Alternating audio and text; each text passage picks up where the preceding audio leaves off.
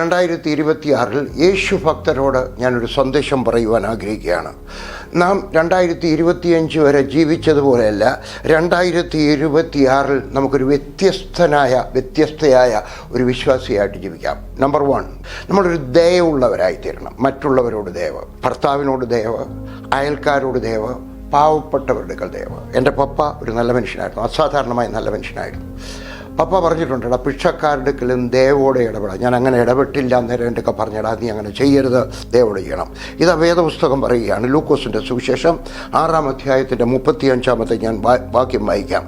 മനുഷ്യൻ നിങ്ങൾക്ക് ചെയ്യണമെന്ന് നിങ്ങൾ ഇച്ഛിക്കുന്നത്, ആഗ്രഹിക്കുന്നത് അതേപോലെ തന്നെ നിങ്ങൾ അവർക്ക് ചെയ്യണം എന്ന് പറഞ്ഞാൽ, മറ്റൊരാൾ എന്തെങ്കിലും ചെയ്യണം, നിങ്ങൾക്ക് ചെയ്യണം. എന്ത് ചെയ്യണം?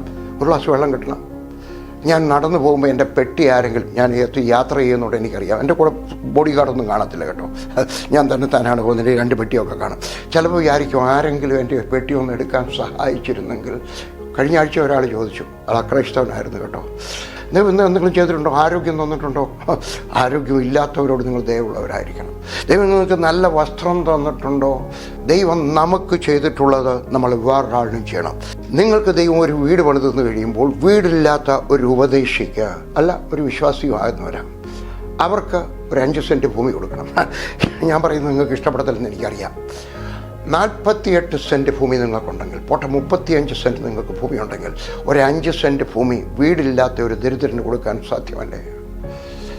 അതുകൊണ്ട് ഒരു വീട് വെച്ച് കൊടുക്കണം. ഒരു മുഴുവൻ വീടും വെച്ച് കൊടുക്കാൻ വലിയ പ്രയാസമാണ്. പക്ഷെ ഒരു മുറി വെച്ച് കൊടുക്കുവാൻ കഴിയും. ഒരു മുറി, പോട്ടെ ഒരു ചാക്ക് സിമെൻറ്റ് വെച്ച് കൊടുക്കുവാൻ കഴിയും. ഹല്ലേലൂയ.